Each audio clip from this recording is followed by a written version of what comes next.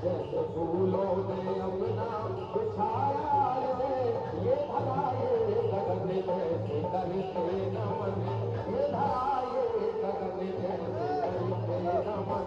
आ गई सामने आज सत्ता स्वयं, भावना वो स्वागतम स्वागतम स्वागतम स्वागतम स्वागतम। भैया एक मिनट, अभी तो नहीं आ रहा। मेरा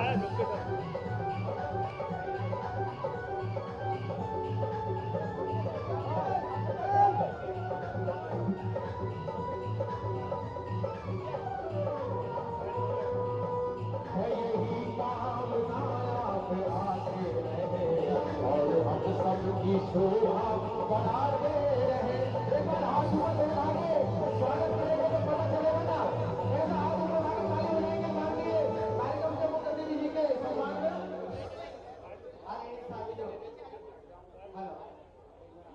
मैं सभी से निवेदन करूंगा अपना अपना स्थान ग्रहण करें। लोकप्रिय और लाडले मुख्यमंत्री जी माननीय डॉक्टर मोहन यादव जी हमारे बीच मंच पर उपस्थित हैं। साथ ही लाडले विधायक दक्षिण पश्चिम भगवान दास सवनानी जी, भोपाल की महापौर आदरणीय मालती राय जी, भोपाल के जिला अध्यक्ष आदरणीय रविंद्र यती जी, नगर निगम अध्यक्ष भाई किशन सूर्यवंशी जी हमारे बीच हैं। और कार्यक्रम को आगे बढ़ाते हुए मैं सबसे पहले आपसे निवेदन करना चाहूंगा कि आप अपना स्थान ग्रहण करें। साथ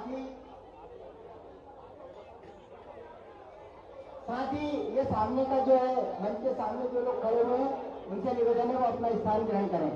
मैं निवेदन करता हूं स्वागत बेला के लिए माननीय मुख्यमंत्री जी का स्वागत अध्यक्ष भाई शुभाराम गन्नौरे जी, मुख्यमंत्री जी का स्वागत अध्यक्ष गोकुल प्रसाद गन्नौते जी, मुख्यमंत्री जी का स्वागत संयोजक महेश नंदनायक जी और साथ ही संयोजक भाई रामस्वरूप निमोरे जी करेंगे। तो स्वागत बेला में सबसे पहले भाई शुभाराम गन्नौरे जी नगरीय अहिरवार समाज सुधार संघ के अध्यक्ष साफा और साल से स्वागत करेंगे। करतल ध्वनि से स्वागत कीजिए। मैं निवेदन करूंगा अध्यक्ष कर्मकार विकास संघ गोकुल प्रसाद गन्नौते जी से कि वो मुख्यमंत्री जी का स्वागत करें। साथ ही संयोजक महेश नंदनायक जी और रामस्वरूप निमोरे जी। इसके साथ ही माननीय मुख्यमंत्री जी का बड़ी माला से स्वागत, सामूहिक स्वागत क्षेत्रीय समितियों के अध्यक्षों द्वारा नगरीय अहिरवार समाज सुधार संघ के अध्यक्ष और कर्मकार विकास संघ के अध्यक्ष द्वारा किया जा रहा है। बाबूलाल राठौर जी, रामविलास तिलवारी जी, पप्पू तिलवारी जी, राम निमोरे जी, सुनील दिलारे जी, लखन टोयरे जी, संतोष लोंगड़े जी, गणेश गन्नौते जी, हरीश नडेरिया जी, नोमेश चंद्रायक जी, राजू मंडराय जी, रामदयाल यादव जी, नारायण राठौर जी। बड़ी माला से स्वागत। तालियों का क्या अभाव है, तालियों से स्वागत।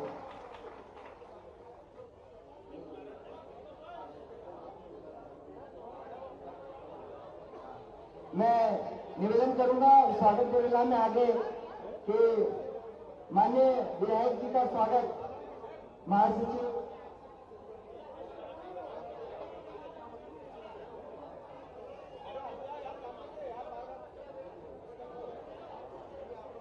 विधायक जी का स्वागत गोकुल गन्नौते जी अध्यक्ष महोदय करेंगे। विधायक जी का स्वागत।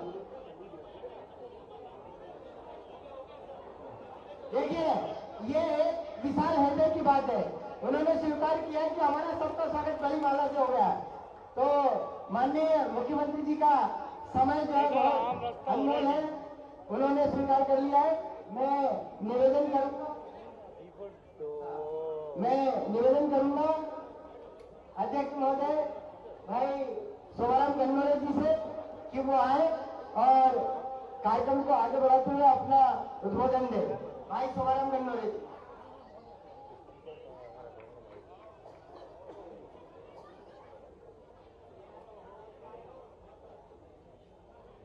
सबसे पहले मैं बाबा साहब के जयकारे लगाऊंगा और संत गुरु जी की जय बोलूंगा। रविदास महाराज अमर रहे, अमर रहे। रविदास महाराज, बाबा साहब, बाबा साहब। आदरणीय साथियों, आज बड़े गर्व की बात है और बड़े दिनों से हम लोग सपना देख रहे थे कि हमारे बीच में माननीय प्रदेश के मुखिया श्री डॉक्टर मोहन यादव जी पधारे हैं। मैं उनका स्वागत करता हूं। आदरणीय श्री महामंत्री विधायक श्री सबनानी जी का स्वागत करता हूं। बहन श्रीमती मालती राज जी का स्वागत करता हूं। भाई नगर निगम अध्यक्ष किशन सूर्यवंशी जी का स्वागत करता हूं। आदरणीय जिला अध्यक्ष रविन्द्र जी का स्वागत करता हूं। उपस्थित मेरे समाज के वरिष्ठ सभी मंच पर उपस्थित सभी का स्वागत करता हूं। कार्यक्रम में पधारे सभी हमारे समाज के वरिष्ठ माता बहनें, युवा साथियों, सभी को प्रणाम करता हूं। आज की जयंती के उपलक्ष्य में सबसे पहले मैं संत रविदास जी को प्रणाम करता हूं, बाबा साहब को प्रणाम करता हूं, मेरे माता पिता को प्रणाम करता हूं, संत महापुरुषों को प्रणाम करता हूं। साथियों, जैसा कि हमारा संगठन पिछले 48 सालों से रजिस्टर्ड संगठन है, जो विधिवत गुरु महाराज की जयंती, अपने महापुरुषों के जयंती ये मनाती चली आ रही है और समाज में बहुत ही इसका अच्छा मैसेज जाता है। हमारी समाज में जगह जगह से, भोपाल के अंदर 8 से 10 जगह जयंती मनाई जाती है। आज इस अवसर पर हमारे मंच पर पधारे आदरणीय मुख्यमंत्री जी से आग्रह करता हूं की बात नहीं, और उनकी भक्ति की उस रसधारा में वो तो खुद गंगोत्री थे, जिनमें संस्कार की गंगोत्री बह रही। कौन उनके पास उस गंगा स्नान करने नहीं आया? चित्तौड़ की महारानी मीराबाई, बनारस के घराने के बड़े बड़े राजा महाराजा, और राजा महाराजा को देख करके उनको कोई बहुत बड़ा अलग एहसास नहीं था, और गरीब को देख करके जो आनंद उनको आता था, उससे बढ़कर के कुछ नहीं हो सकता है।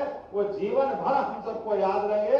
ऐसे रविदास जी महाराज को प्रणाम करता हूं और आनंद के साथ आप और हम सब मिलकर के जो रविदास जी ने जीवन में धारण किया कि भक्ति भी रखना है, लेकिन भक्ति के साथ साथ अपने को कर्मवाद के सिद्धांत से भी जोड़ना है। उनका तो दर्शन इतना बड़ा था, कोई सोच सकता था कि अपने हाथ से अपने जीवन को चलाने के लिए जितना कमाएंगे उसका आधा समाज के लिए बांट देंगे। ये कोई कर सकता तो केवल रविदास जी महाराज कर सकते, और उनसे कोई अलावा, उनके अलावा कोई भी कर सकते।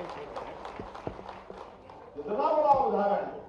हमारे द्वारा बनाए गए 2 उनके दुकान के सामान, उसमें से एक अपने जीवन के लिए और एक का सारा खर्चा अपने भक्तों के लिए। इसीलिए तो भगवान ने भी उनकी परीक्षा ले ली। ऐसा कहते कि एक बार भगवान उनके कष्ट देख करके पारसमणि देने आ गए साधु सन्यासी के भेष, और कहा कि महाराज ये आप इतना अच्छा काम करते थे, पारसमणि रख लो। इससे क्या होता है? बोले इससे जिसको छुआओगे सोना बन जाएगा। फिर क्या होगा? बोले सोने से आपके सारे कष्ट मिट जाएंगे। बोले मेरे को जरूरत नहीं है। बोले नहीं, मेरी इच्छा दे दो। परमात्मा स्वयं देने जिनके पास आए, तो ज्यादा आग्रह करा तो भगवान से लेकर के उन्हें अपनी टापरी में ऊपर लकड़ी में लगा ली। कुछ दिनों बाद देखा कि महाराज तो वैसे के वैसे ही। कुछ समय बाद आए, उनको लगता कि रविदास जी का है। बोले वही वो भजन कर रहे, आनंद कर रहे। उनसे पूछा क्यों महाराज, मैंने आपको पारसमणि दी थी? बोले हाँ दी थी। कहाँ है? बोले वो रखी हुई है। तो बोले वो रखने के लिए थोड़ी दी थी, आप अपने जीवन में उपयोग करो। बोले भगवान भगवान ने मेरा आपने जो मुझे जो हाथ दिए ना, वो हाथ ही परमात्मा ने मुझे जीवन भर के लिए प्रेरणा दी। ऐसे मेहनत के अलावा आने वाला धन दौलत इसकी कोई आवश्यकता नहीं। हम इसको कोई साथ में लेके अपने भगवान के वहां जाने वाले नहीं, सब यहीं का यहीं छूट जाएगा। ऐसे में हमारे साथ अगर कोई जाएगा तो हमारे पुण्य कर्म जाएंगे, हमारे सदकर्म जाएंगे, हमारी सद्भावना जाएगी, समाज का विश्वास जाएगा, सबका प्रेम जाएगा और जीवन का आनंद जाएगा। इसको कमाने के लिए हम जीवन में आते हैं। ये जो उदात्त भाव लेके चलने वाला अगर कोई है, इसलिए उनको संत शिरोमणि की उपाधि मिली।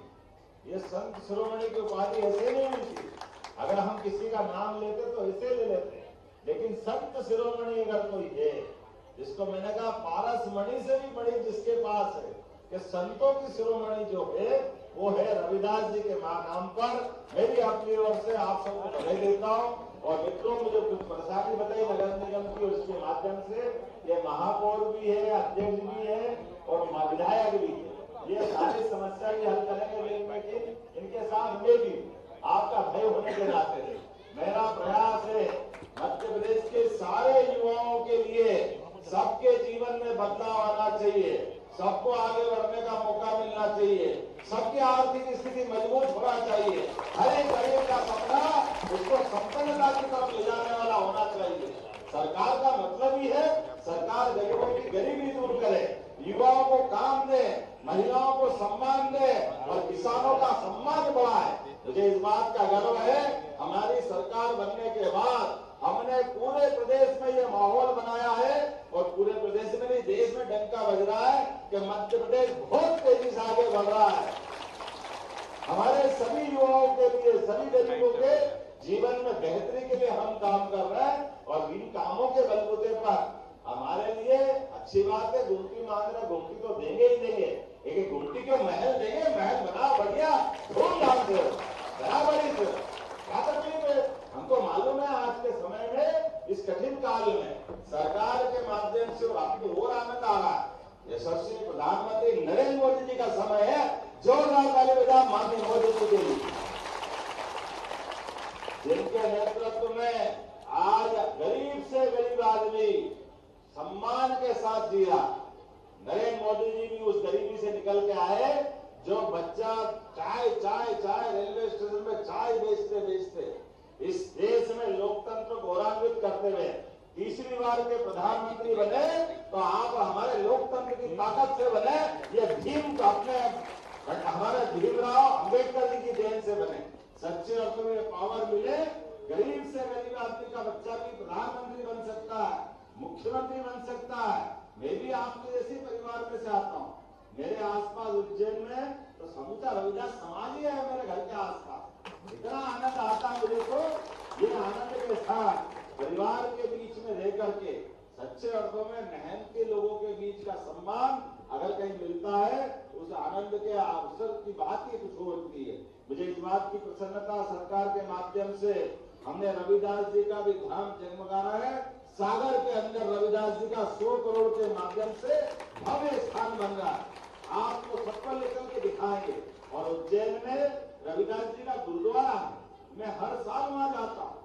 गुरुद्वारा जहाँ रविदास जी स्वयं उज्जैन आए थे। उज्जैन में हमारे अवंतीपुरा के पास नयापुरा के अंदर अपने यहाँ एक अच्छा गुरुद्वारा बना है। मैं उम्मीद करूंगा उन सारे कामों के लिए लगातार जाऊंगा। मुझे बताया है कि सामाजिक कार्य हो तो समाज के लिए जमीन का आवंटन करना जरूर करेंगे, चिंता मत करो, आप जो चाहो तो मिलेगा और समाज के लिए तो मिलेगा ही। गरीब आदमी को भी मकान दिलाने के लिए आप सुन लेना, जिनके सर पे छत नहीं है दोबारा सर्वे करा रहे हैं, 2.5 लाख के मकान आपको भी दिलाया जाएगा। ये हर गरीब का सपना माननीय मोदी जी के माध्यम से सार्थक होगा। 10 लाख मकान शहरी क्षेत्र में फिर बनाने वाले हैं और गांव के अंदर वालों को निराश नहीं करेंगे। गांव के अंदर भी दोबारा सर्वे होने वाला है, तो जो गांव के अंदर बैठा है उन सबको भी गांव के अंदर भी मकान दिला करके उनका भी अपना सपना, अरे गरीब आदमी है वो क्यों झोपड़ी में रहना चाहिए, उसका मकान पक्का नहीं बनना चाहिए क्या? उसका मकान भी पक्का बनना चाहिए, उसका भी बनाया जाए। कोई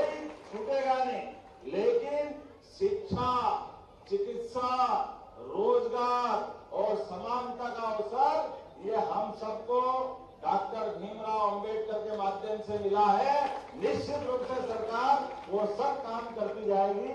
आज के इस अवसर पर मेरी अपनी ओर से बधाई। एक बार फिर बोले रविदास जी महाराज की। मुझे तुरंत जाना था दिल्ली, फिर भी मैंने कहा मैं आधे घंटे एडजस्ट करके आऊंगा, क्योंकि आज ये 24 तारीख को जो मोदी जी आने वाले हैं और विश्व ग्लोबल इन्वेस्टर समिट है, विश्व के सभी राजदूतों के साथ मुझे दिल्ली में बैठना था, लेकिन हमने कहा थोड़ी देर से बैठेंगे उनके साथ, पहले रविदास जी से मुलाकात करेंगे, आपके अपने भक्तों के बीच चलेंगे, रविदास जी का आशीर्वाद लेके तो सफलता होगी। इसलिए आज आपके बीच में आया। मेरी अपनी ओर से रविदास जी महाराज की बधाई, बहुत बहुत धन्यवाद। एक बार फिर अपने अहिलवाड़ समाज का भी आभार मानता हूँ। बोलिए भारत माता की, संत शिरोमणि रविदास जी महाराज की।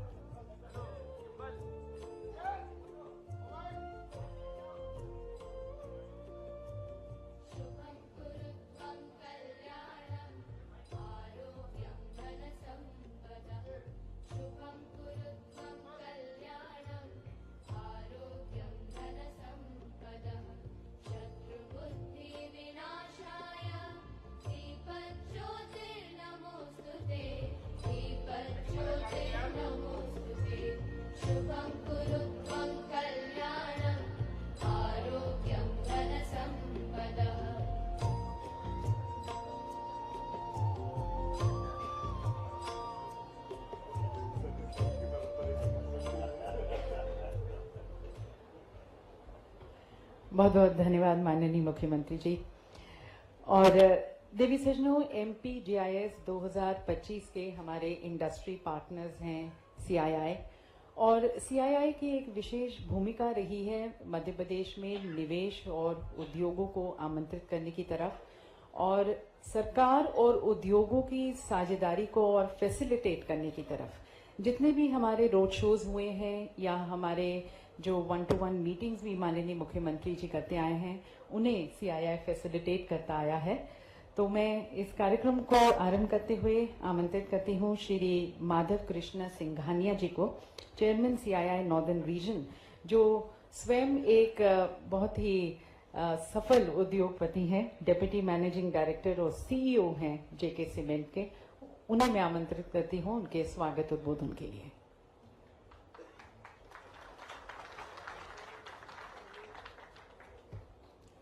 नमस्कार, गुड इवनिंग।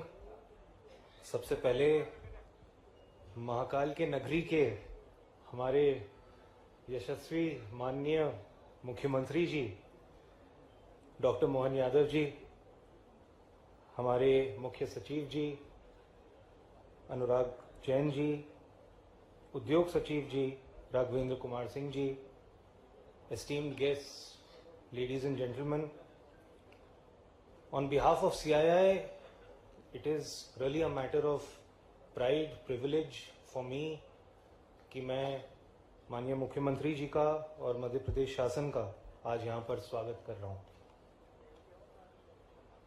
पिछले कुछ महीने में माननीय मुख्यमंत्री जी ने अलग अलग शहरों में रीजनल कॉन्क्लेव का आयोजन किया है, जो दिखाता है कि वो चाहते हैं कि निवेश सिर्फ बड़े शहरों में ही नहीं पर मध्य प्रदेश के हर हिस्से में आए, और सिर्फ बड़े उद्योगपति नहीं पर हर तरह का इन्वेस्टर आके मध्य प्रदेश के हर क्षेत्र में इन्वेस्ट करे।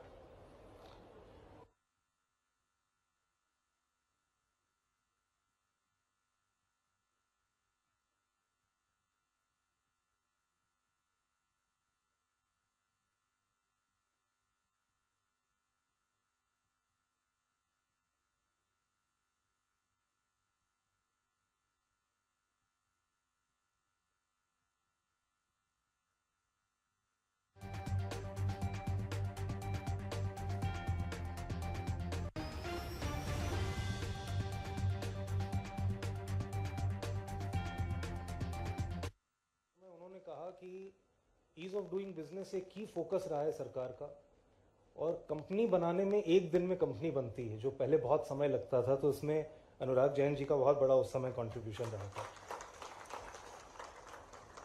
एमपी के बारे में मैं क्या बोलूं, एमपी एक ब्लेस्ड स्टेट है। मैं ये कहता हूं मुख्यमंत्री जी, इसमें सब कुछ है, भारत के बीचों बीच है। लॉजिस्टिकली कोई भी आके यहाँ निवेश करे तो भारत के हर हिस्से में पहुंच सकता है। इंफ्रास्ट्रक्चर वाइज जो बदलाव आया है, चाहे वो कनेक्टिविटी पे आया हो, एयरपोर्ट पे आया हो, हर चीज पे आया हो, पावर सरप्लस स्टेट हो गया है। ये एक ऐसा स्टेट है जहां हाईएस्ट ग्रोथ एग्रीकल्चर में रहा है पिछले कई सालों से। एंड मध्य प्रदेश का गेहूं मेरे हिसाब से प्रीमियम पे बिकता है भारत के हर कोने में। आज सबसे बड़ा फॉरेस्ट कवर है, चाहे आप पन्ना बोलें, बांधवगढ़ बोलें, कान्हा, सतपुरा, पेंच। अभी एक वीडियो भी था मुख्यमंत्री जी आपका, जिसमें आप जो चीता वाला प्रोजेक्ट है उसमें आप कैसे उसको सतपुरा में वापस लॉन्च कर रहे थे।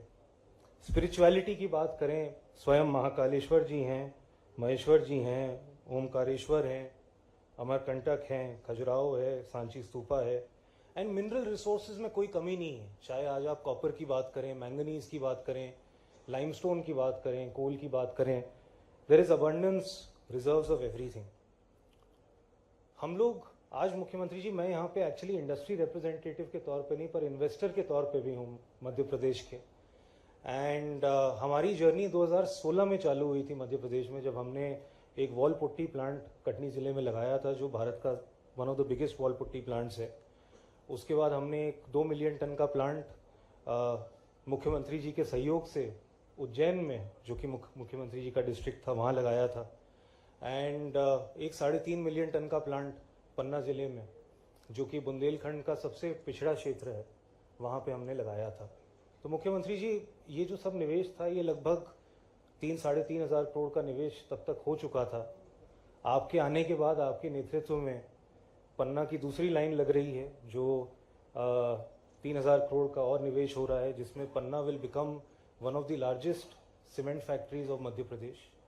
एंड इसके अलावा हमने 2 कोल ब्लॉक भी लिए हैं मुख्यमंत्री जी, शाहडोल एंड सिंगरौली में, जिसमें 1500 करोड़ का और निवेश होगा, taking JK cements total investment to Madhya Pradesh over 6,000-7,000 crore, providing employment to over 10,000 people direct and indirectly.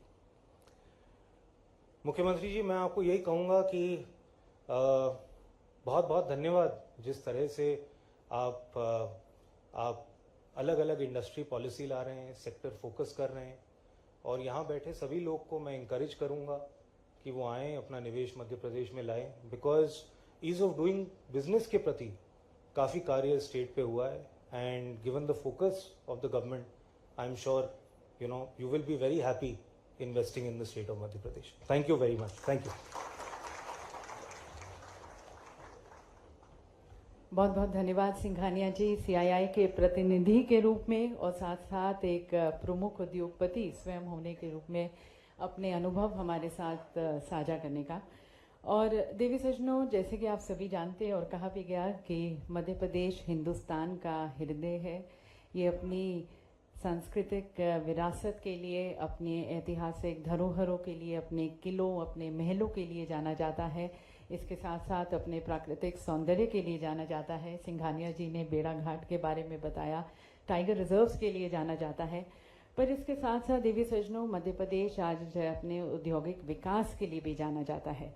Narmada पर अपने फ्लोटिंग सोलर प्लांट के लिए भी जाना जाता है। As an IT hub, an ITS hub, as an auto hub, इसके साथ साथ फार्मा हब भी जाना जाता है। So it is actually a very good mix of the old and the new, the two seamlessly merging into each other. So we now present you, we bring you a curtain raiser movie towards MPGIS, जिसके माध्यम से MPGIS में क्या क्या होने जा रहा है उसके बारे में तो हम आपको जानकारी देंगे। We also share with you the advantage Madhya Pradesh, and that is going to be giving you a very much clarity about why you should be investing in Madhya Pradesh. तो आइए देखते हैं ये curtain raiser movie.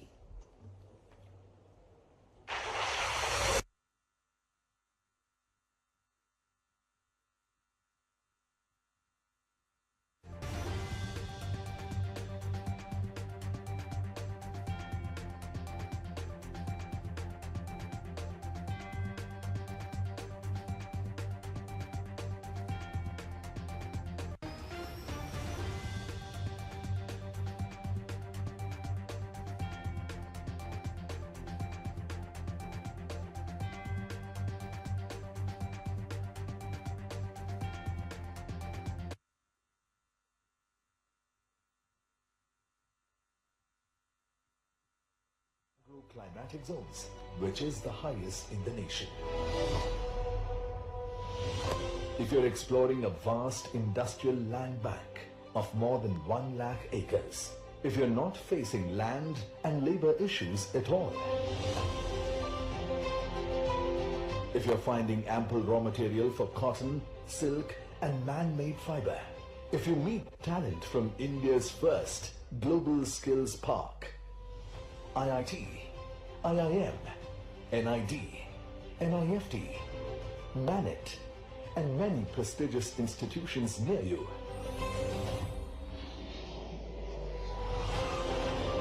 if you have access to multiple airstrips and 6 world-class airports for connectivity and doing business with ease, if you see a defense hub emerging, if natural resources are in abundance and readily available at your factory's doorstep, if you're awed by World Heritage Sites, wildlife around you, and blessed by spiritual, divine destinations symbolizing India's timeless traditions. If you're looking to expand your business in an ecosystem that offers unparalleled ease and comprehensive support from the government, if you experience dynamic leadership and investor-centric policies, creating an ecosystem for the next industrial revolution, when you find infinite possibilities align in one place, you know you are in Madhya Pradesh, the heart of India.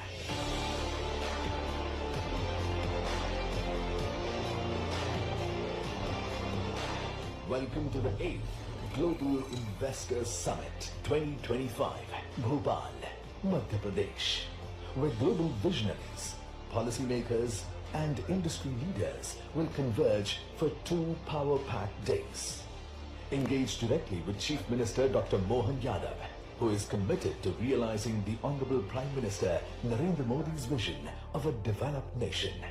The summit transcends boundaries with groundbreaking collaborations and strategic partnerships that drive global investment and innovation. From celebrating our heritage to building a sustainable tomorrow. आप आइए और आप लोगों के policy से out of जो भी जाना हो तो सरकार तैयार है आपकी सारी मदद करने के. If you're looking to discover and embrace infinite possibilities of growth, we invite you to join us at the Invest Madhya Pradesh Global Investors Summit 2025 in Bhopal on the 24th and 25th February. तो दिव्य सज्जनों, मध्य प्रदेश में वो सब कुछ है जो न केवल आपके निवेश को सुरक्षित रखेगा पर और भी बढ़ाएगा, लाभदायक होगा, फायदेमंद होगा. And this collaboration with the government is definitely going to be a win-win collaboration. तो अब एमपी जीआईएस 2025 की तरफ हमारी सरकार की क्या तैयारी है, इसमें आप सभी के लिए क्या कुछ नया है, क्या महत्वपूर्ण है, एमपी जीआईएस 2025 में क्या अपेक्षित है, इस संदर्भ में मैं अब आमंत्रित करती हूँ श्री राघवेंद्र कुमार सिंह जी को, हमारे principal secretary department of industrial policy और इन्वेस्टमेंट प्रमोशन और एमएसएमई, एक विस्तृत जानकारी देने के लिए. I request him for his presentation. हमारे बीच अभी जिनने हमारे बीच में विशेष रूप से अच्छे से बात रखी, श्रीमान विनीत जी मित्तल, माधव कृष्ण सिंघानिया जी, हमारे सीएस श्रीमान अनुराग जैन जी, पीएस राघवेंद्र सिंह जी, श्रीमान आशीष वैश्य जी. मैं ये सोच रहा था कि इन्वेस्टर समिट के लगातार इन कार्यक्रमों का और कितना लाभ मिले, उसके दायरे आर्थिक रूप से मिले तो मिले, हमारे उद्योगपति भी अच्छे से भाषण देने लग गए, ये भी बढ़िया बात. ये भी कोई कम बड़ी बात नहीं है. मेरे को कोई नंबर देने का बोले कि सिंघानिया जी को नंबर दूं कि मित्तल जी को दूं, तो मेरे सामने धर्म संकट आ जाए. अच्छे से अपनी बात का संप्रेषण करना, ये भी बड़ी बात है. अभी वैश्य जी को धन्यवाद में लगाया, ये बड़ा मुश्किल जा रहा है. जैसे 7 इन्वेस्टर समिट हुई, 5 दूसरे कार्यक्रम हो गए और हर बार डैश पे 3 से 4 हमारे उद्योगपति मिले। तो ये आंकड़ा भी राघवेंद्र जी बताना कि ये कितने अच्छे अच्छे भाषण भी हमारे मंचों से हुए हैं। लेकिन मैं इस बात के लिए आनंद के साथ कह सकता हूं कि कभी कभी एक परमात्मा मौका देता है और उस मौके का सदुपयोग करने आता है, और उस अनुकूलताओं के दायरे में अगर देखो तो यहां इस जगह बोलने में मुझे कोई गुरेज नहीं है। अभी कोई चुनाव का समय नहीं, इसलिए बेखौफ बोल भी सकता हूं।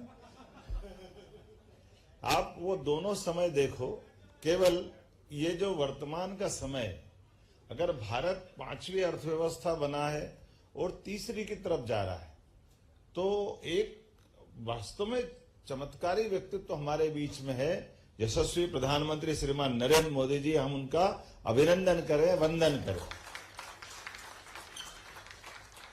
मैं इसलिए नहीं बोल रहा हूं कि वो हमारे वरिष्ठ है, हमारी पार्टी के वरिष्ठ है, हमारी उनके दलों की उनका आशीर्वाद है।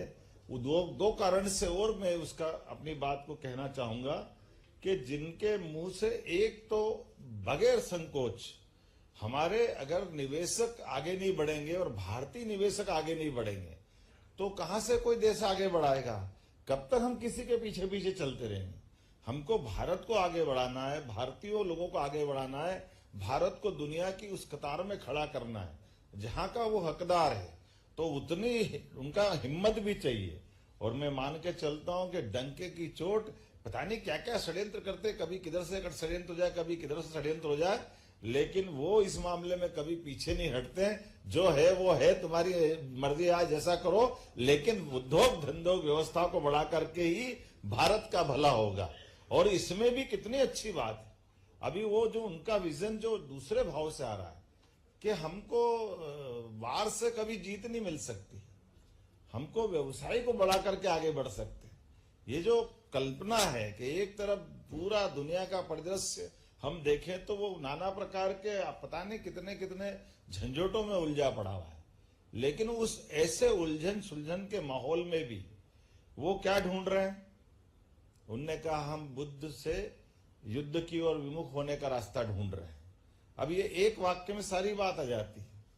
हमारे ही तो बुद्ध है, गौतम बुद्ध, जिनने दुनिया में शांति का संदेश दिया, लेकिन उस शांति के संदेश के अंदर से अब आप बताइए, कोई सोच सकता है ये वर्तमान के प्रधानमंत्री की हिम्मत हो सकती है कि कल एआई की समिट की अध्यक्षता भी कर रहे हैं और आज ट्रंप के पास भी अपनी बात, क्या ट्रंप पर कौन सा कार्ड डालने जाते हैं?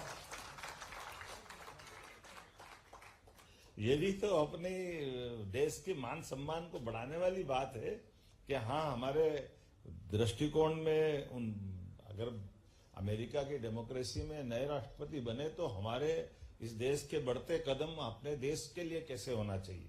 और सौभाग्य तब मिलता कि पहले विदेशी राष्ट्र के प्रमुख के नाते से वो जा रहे हैं, हमारे गणतंत्र के, दुनिया के सबसे बड़े लोकतंत्र के नायक, सबसे सक्षम देश की तरफ जा रहे हैं। तो जनतंत्र की भी विजय हो रही है। और इसका भी और आनंद है कि कल दोनों ने साइन नहीं करे तो मत करो, जिनसे हमारा झगड़ा चलता उनने पहले साइन कर दिया, ये भी एक बड़ी बात। तो ये इनका इधर देखो तो ये भी साथ दिखाई दे रहे हैं, जिधर देखो उधर देखो। तो भारत का कुल मिलाकर के वर्तमान का समय चारों तरफ से जो वर्तमान की आशा अपेक्षा का केंद्र में निकल के आ रहा है, वो हमको अपने आप बता रहा है कि परमात्मा की दया से, और ये सही बात भी है, हम ये मान के चलें कि अगर हम निवेशकों के बीच में बात कर रहे हैं तो इसको कोई, मुझे अब बिल्कुल कतई इस बात का तो मैं तो पहले से ही मान के चलता था, लेकिन पता नहीं क्या ये राजनीति के इस लाइन में एक संकट रहता था कि कोई बात करो तो उद्योगपति के साथ मत बैठो, और उद्योगपति की तो बात ही मत करो, नहीं तो वोट कट जाएंगे। पता नहीं कौन सा दौर था वो। अरे भाई, उद्योगपति नहीं, उद्योग लगाने की बात नहीं करोगे, रोजगार की बात नहीं करोगे तो आप भला कैसे करोगे? हमारी ये इतनी बड़ी मानव संपदा है जिनके बलबूते पर हमारे यहाँ इतनी बड़ी आबादी है, और आबादी में सब प्रकार के उनके लिए वो अवसर मिलने का जो मार्ग है, हम कैसे बात कर सकते हैं कि अगर ये हम इस चीज को नकार देंगे तो कैसे काम चलेगा। आज के समय में तो इसको सर्वाधिक आवश्यकता, जब दुनिया का सबसे युवा देश अगर कोई है तो भारत है। हमको इस बात पे गर्व होना चाहिए, जब युवा देश है तो युवा देश को आगे की राह पकड़ने के लिए हमको ये सब अनुकूलता नहीं चाहिए क्या? उस अनुकूलता के बलबूते पर सभी सेक्टर में, और कितना अच्छा लगता है ये स्टार्टअप को प्रोत्साहन देने से लगा करके हमने सभी प्रकार के इन्वेस्टमेंट की पॉलिसी को, ये अभी अनुराग जी ने एक अच्छी बात बोली और वो बात बिल्कुल सही है। कई बार एक वैसे ही बनता कि ये छूट दे रहे, वो छूट दे रहे, छूट दे रहे, और ये जो उद्योगपति के धीरे से एक शब्द निकलता वो अच्छा है, भले 2 छूट कम दे दो, समय पे दे दो तो बहुत अच्छा। भैया कहाँ चक्कर में डाल रहे हो, जो दे रहे हो जल्दी दे दो। वो 5 दोगे तुम 2 दे दो, लेकिन 2 से हम 4-6 कर लेंगे इसको। तो समय सीमा के अंदर की जो कठिनाइयां कम करके जो हमारे व्यापार व्यवसाय को बढ़ाने के लिए भी आवश्यक है। और मुझे इस बात की प्रसन्नता है जितने प्रकार से बात बोली गई। अब मैं तो इस बात के लिए विनीत जी की तरफ दोबारा आना चाहूंगा। विनीत जी आपको धन्यवाद देना चाहूंगा, इनका जैसा सफल बिजनेसमैन नहीं देखा। इनने कहा हम अगर सोलर एनर्जी में बढ़ रहे हैं तो सोलर एनर्जी में इनने कहा कोई सरकारी जमीन का इंतजार ही नहीं कर रहे हैं, जो जमीन है सब व्यक्तिगत खरीद लो, और पूरी जमीन अपनी निजी खरीद करके पूरा अपना बड़ा अच्छा का कैंपस बना लिया। अब मैं इसको इस नाते से भी धन्यवाद देना चाहूंगा कि ये दूरगामी दृष्टि से लिए गए निर्णय।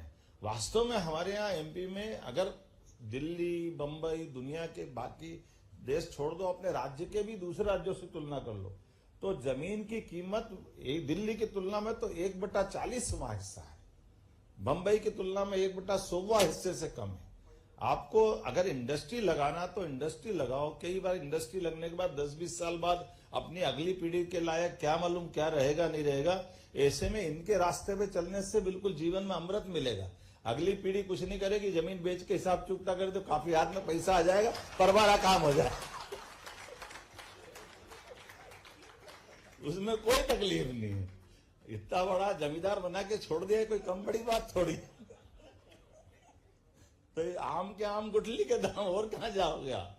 कुल मिलाकर के हर कोई व्यक्ति जो इन्वेस्टमेंट करना चाहता है तो वो 2 ही रास्ते चाहता है। मैं अपने व्यवसाय के माध्यम से लाभ भी कमाऊं, लेकिन ये बात भी सही है, हमने भगवान को नहीं देखा है, हमने ब्रह्मा जी का भी नाम सुना है, हमने विश्वकर्मा का भी नाम सुना है, लेकिन सच्चे अर्थों में आप कई लोगों के पेट पाल करके वो भूमिका में आते, मैं आपका अभिनंदन करता हूं, व्यवसाय वालों का भी। मैं अभी जापान की यात्रा पर था और जापान में वो सबसे बड़े क्या नाम था, यूनिक्लो वाले, नहीं यूनिक्लो वाले, वो हमारे बीच में आए और आकर के मैं जब माफ करना मैं अपने समय से 40 मिनट लेट वहां पहुंचा, उन्होंने 40 मिनट इंतजार किया। और जापान के सबसे बड़े धनी आदमी और जिनका सबसे बड़ा रेडीमेड गारमेंट्स का काम, और वो अच्छा होमवर्क करके आए। और वो आए तो आए, उनने एक राय और दी कि मेरे साथ एक बहुत बड़ा उद्योगपति वो भी आना चाहेगा, और आपके यहाँ कपास का जो उत्पादन है वो कपास की बहुत बड़ी संभावना है, धागे से लेकर कपड़ा तक और कपड़े से लेकर रेडीमेड गारमेंट्स तक का निवेश का बड़ा संभावना का राज्य अगर कोई है मध्य प्रदेश है। और उसमें से उनने दूसरी चीज एक और जोड़ दी कि वो मेरे साथ जो आ रहा है वो इसमें भी काम करते, वो केमिकल इंडस्ट्री का भी काम करते, दूसरे भी काम करते हैं। तो हमारे बेचारे अधिकारी तो अच्छी बात रखते हैं, वो व्यापारी तो है नहीं कि बात कैसे करना, क्या सोचना, कैसे सोचना। तो उनकी बात पकड़ के उन्होंने कहा नहीं हम इसमें तो बहुत अच्छा करेंगे, केमिकल में हमारे अच्छी बहुत बड़ी गुंजाइश है। उन्होंने कहा एक मिनट जरा सुनो, तुम केमिकल की बात निकाल भी मत देने तो वो छोटे में से निपट जाएंगे, तुम्हारा नुकसान हो जाएगा। तुम तो वही की बात बताना बड़ी वाली, क्योंकि हमारे पास इन्वेस्टमेंट करने के लिए बड़ी जो संभावना केवल उस पर चलो। तो ये जो वास्तविकता है कि जो अपने यहाँ बड़ी संभावना वाला अगर राज्य देखें, वास्तव में ये जो सारी बातें हमारे यहाँ एनर्जी की बात कही, सभी प्रकार की एनर्जी के लिए, सभी प्रकार की व्यवस्थाओं के लिए, और ये जो आपने अच्छा धन्यवाद मेरे अधिकारियों का भी, इनके लिए भी बोलते बोलते इनके भी भाषण देना, ये भी अच्छा सीख गए, मुझे भी मजा। लेकिन भाव समझ में आता है, उसमें भाषण नहीं है। हमारे द्वारा करत करत अभ्यास के जड़मती होत सुजान, ऐसे जो कहा गया वो ऐसे ही नहीं कहा गया है। तो हम तो सब पढ़े लिखे समझदार लोगों की श्रेणी में आते हैं। हमारे मन के भाव है कि अगर मैंने सारे मंत्रिमंडल के माननीय 7 मंत्रियों को अपने अपने विभाग बांटे हैं और मैंने कहा कि मैं इंडस्ट्री डिपार्टमेंट अपने पास रखता हूं, तो आप बताइए कोई इंजन के बगैर ट्रेन चली है क्या आज तक? इंजन चलेगा तो ट्रेन चलेगी। इंजन को अपनी डब्बों को खींचने के लिए कई गुना ज्यादा आग उसके अपने दिल में जलाना पड़ती है, तब वो अपने इंजन ट्रेन खींच पाता है। तो मैं स्वाभाविक रूप से अपने पास कुछ मंत्रालय रखता, तो उसके लिए अगर मेरे को लगातार इन्वेस्टमेंट सबमिट करना पड़ेगी तो करना पड़ेगी कि नहीं करना पड़ेगी? उससे कैसे पीछे रह सकता, उस दिशा में आगे बढ़ना पड़ेगा। और ये बात भी सही कि बार बार मिलने से, बार बार बात करने से, सब प्रकार के संवाद करने से, विषय लाने से, एक बार बात नहीं आई दूसरी बार आ जाएगी, दूसरी बार नहीं तो तीसरी बार आ जाएगी। जो सब मिलकर के परस्पर संवाद होकर के सकारात्मकता के साथ आगे बढ़ने के संकल्प तो पुष्ट होते ही हैं, वो तो मजबूत होते ही हैं, उन व्यवस्थाओं का सुधार होता ही है। और वही कारण है कि लगातार जैसे छोटे छोटे स्थान पर, और हमारा राज्य तो इतना बड़ा है कि राजस्थान के बाद सबसे बड़ा राज्य अगर कोई है तो मध्य प्रदेश। इतना बड़ा भौगोलिक एरिया है और इतने बड़े भौगोलिक एरिया के बावजूद भी हमारे पास जो अपार संभावना सब सेक्टर की, कोई सेक्टर बाकी नहीं। बात इतनी प्रकार की है कि नदियों का जल की बात भी अगर करें तो नदियों के अंदर आप नर्मदा जी की बातें आपने बताई है। नर्मदा जी की पानी का वेग हमारा, आप कल्पना करोगे कोई ग्लेशियर नहीं है ऊपर, कोई बर्फ का पहाड़ नहीं है, कोई कुछ नहीं है, लेकिन वनों की अपने अंदर की जल राशियां इतनी आती है कि पूरे मध्य प्रदेश को, पूरे गुजरात को, राजस्थान तक को, सबको सरसब्ज कर रही। अकेली एक नदी, और अकेली एक नदी नर्मदा जी नहीं, ऐसी हर नदी आप बड़े बड़े कोई से भी राज्य उठा के देख लो, अगर जमुना जी और गंगा जी का प्रभाव आज की दिशा में हमको दिखाई देता है बिहार के पहले तो चंबल नदी अगर जमुना जी में नहीं मिले हमारे पास आगरा के पास से, तो उतनी धारा से वे जमुना जी का आगे गंगा जी के रूप में नहीं बनेगा, और फिर वो बिहार तक आते आते थक जाती है, तो फिर सोनभद्र मध्य प्रदेश से निकली नदी बिहार में फिर वापस उसके प्रभाव को बढ़ा कर देती है। ये मध्य प्रदेश की जलराशि है। और अकेले ये नहीं, ताप्ती से हमारा महाराष्ट्र लेके गुजरात तक का सारा नदियों का क्षेत्र, सब तरफ से तो पानी है, सड़कें है, 5,500 किलोमीटर का राजमार्ग का अगर नेटवर्क है तो मध्य प्रदेश के पास कोई राज्य इतना बड़ा नेटवर्क लेके नहीं, जहां NH हमारे 5,500 किलोमीटर के, 550 ट्रेन हमारे यहाँ चल रही है, 6 एयरपोर्ट हमारे यहाँ चल रहे हैं, और बाकी पाइपलाइन में बहुत सारे अलग अलग है। सभी प्रकार के सेक्टर में आगे बढ़ने के लिए टूरिज्म में आओ, टूरिज्म में भी किसी प्रकार के भी है, और क्या क्या इंसेंटिव देते हैं। रेडीमेड गारमेंट्स में तो 200% में तो मेरा दिमाग ही काम नहीं करता, जोड़ बाकी करते करते कि 200% का इन्वेस्टर को अगर इंसेंटिव दे रहे हो तो वाकई अब बचा क्या है। तो ये आपने सही कहा कि 50,000 करोड़ लगवाए और साल 2 साल में 25,000 करोड़ वापस देने की गारंटी दिला रहे हो, गलत थोड़ी कह रहे हो आप, क्योंकि ये तो हमारे लिए केवल सेक्टर को समझ करके डालने की जरूरत और निकालने की जरूरत, और मैं मान के चलता हूं गलत नहीं है। हम अल्टीमेटली कुल मिलाकर के हमारे सबके माध्यम से 21वीं शताब्दी भारत की होगी। माननीय प्रधानमंत्री के नेतृत्व में तीसरी आर्थिक अगर शक्ति बनाना है तो इस प्रकार के प्रयोग करने की जरूरत भी है और इस प्रकार के आमंत्रण की जरूरत भी है। और ऐसा माना जाता है कि अगर हृदय मजबूत है तो शरीर मजबूत है, हार्ट अगर है तो हार्ट की भूमिका में भी तो आना पड़ेगा। सारे कचरे वाले, कार्बन डाइऑक्साइड वाले खून को निकालते हुए ऑक्सीजन युक्त से ही शरीर चलता है। ये हमारा जो परमात्मा की दया से जूलॉजिकल सिस्टम है, ये अच्छा चलेगा। मैं उम्मीद करता हूं कि ये जो आज की समिट हमारी हुई है, और आप यहाँ के माध्यम से मैं आप सबको निमंत्रण दे रहा हूं, आइए हम सब मिलकर के भोपाल की 24 और 25 तारीख की तारीख को अमर करें। और जो एक बात बताइए वो भी और मजे की बात है, वहां लेक भी है, पहाड़ भी है, बहुत साफ सुंदर राजधानी भी है, लोग भी बहुत भले हैं, और इतना अच्छा फॉरेस्ट का एरिया है। अभी हमने उनको रातापानी अभयारण्य की घोषणा कर दी। कई सड़कों पे दिन में आप घूमोगे, रात में टाइगर भी घूमते हैं। हमारे भोपाल की विशेषता भी है। बहुत बहुत धन्यवाद। बहुत बहुत धन्यवाद माननीय मुख्यमंत्री जी। देवी सज्जनों, माननीय मुख्यमंत्री जी के संदेश से आप सभी ने ये महसूस किया होगा कि ये सरकार काम लगातार और फैसले असरदार करने में विश्वास रखती है, और आप सभी यकीनन प्रोत्साहित हुए होंगे निवेश करने की तरफ और भोपाल आने की तरफ। बहुत बहुत धन्यवाद।